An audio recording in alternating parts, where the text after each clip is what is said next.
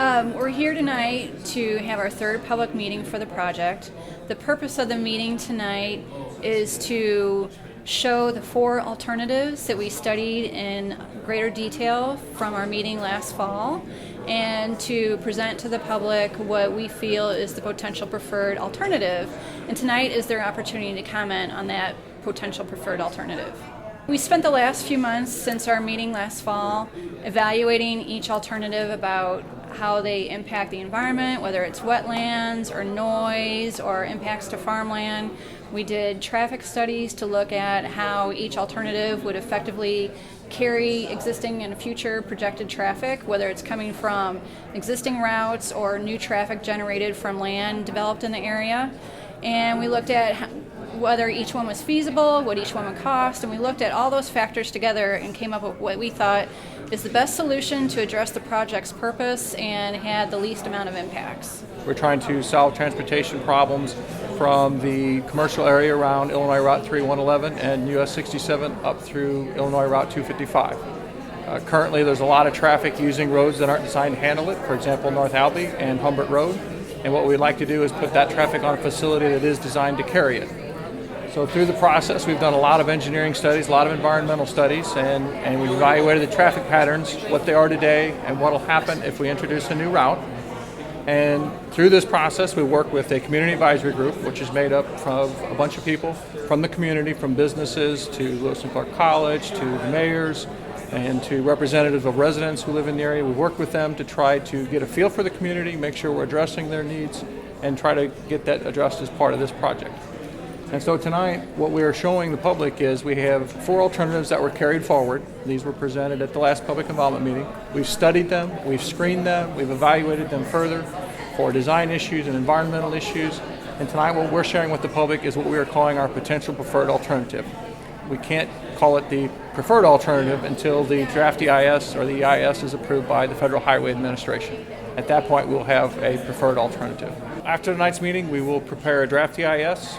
There will be a public hearing on that, and there will be a review period. At the conclusion of that review period, if the FHWA agrees with our findings, we will get what's called a record of decision.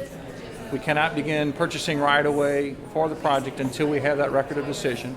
Once that approval process is finished, then we will start the design. And it is important to note that there's still a possibility that the no-build alternative could be selected. So we've done all this work, but one of the alternatives could be selected or the no-build. Sorry, I'm backing up on you, but it's important for the public to know that that is still on the table. So after the record of decision is received, we can begin acquiring right-of-way for the project, and we will begin preparing construction plans.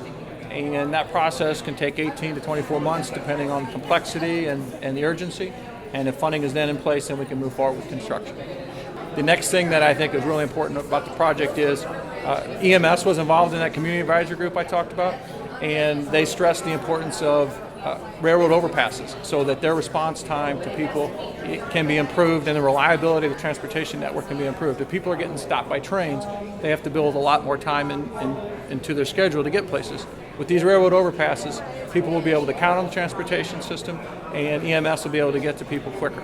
They're currently proposing one at Humbert and North Albee Street at that railroad crossing, and then also another on Tully Lane. So there'll be 2 new railroad overpasses in the area to serve residents. We have to follow federal law. The National Environmental Policy Act is the law we have to follow for this project. And ultimately, the Federal Highway Administration is the agency that will approve this document, or will need to approve the document in order for the project to move forward.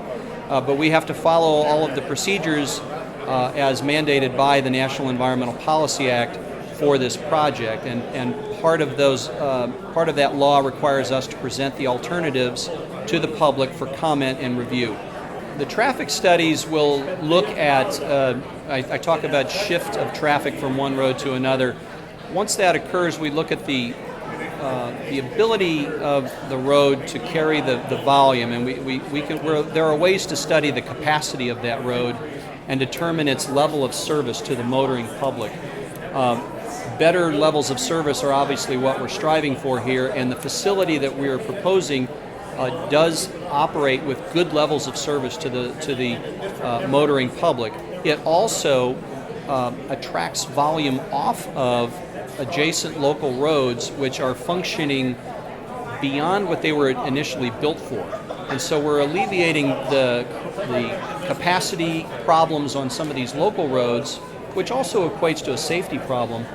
And we're moving a lot of that volume to a new road that can better handle the volumes and get good levels of service. Well, what we found in our study so far is that this area is seeing a lot of changes in traffic patterns since 255 was opened, and it's really putting an additional burden on existing routes, such as Albee Street, which doesn't have enough lanes to carry the projected traffic. So if we don't do something, those roads will continue to see a growth in traffic, and they're really not designed to carry that heavy volume of traffic. So what we're trying to do is be proactive and put something out there that is designed to carry future traffic and take that traffic off of existing routes and help them move better, and we'll see an improvement in safety as well. I guess I would want the public to know that we looked at an incredible amount of alternatives and possibilities to try to solve some of these problems, and we put forth our best ideas, and we've got the input, and tonight we're showing that. So I think from a design and a study standpoint, we've really covered things, and we've taken all that input, and people who've been involved in the process know that we've changed things per the public's request to try to make it work. So I'd want the public to know that. As far as construction funding goes, it's in the IDOT's multi-year plan, and that means it competes for funding each year, and as it goes forward, this project goes forward, it'll compete for funding, and my guess is it'll probably be phased over a period of time, much like people saw with Illinois Route 255. They will try to build pieces incrementally, and they'll try to do it so that there's some value with each piece that they build. It's a good project for the area. It's a $150 million investment for the Alton and Godfrey area, and it would be good to help reduce the traffic problems that they're seeing in the area and promote economic development and safety. And we encourage everybody to come out tonight and give us their input on the comments. If they're not available to make it out tonight, they can certainly give us their comments via the website.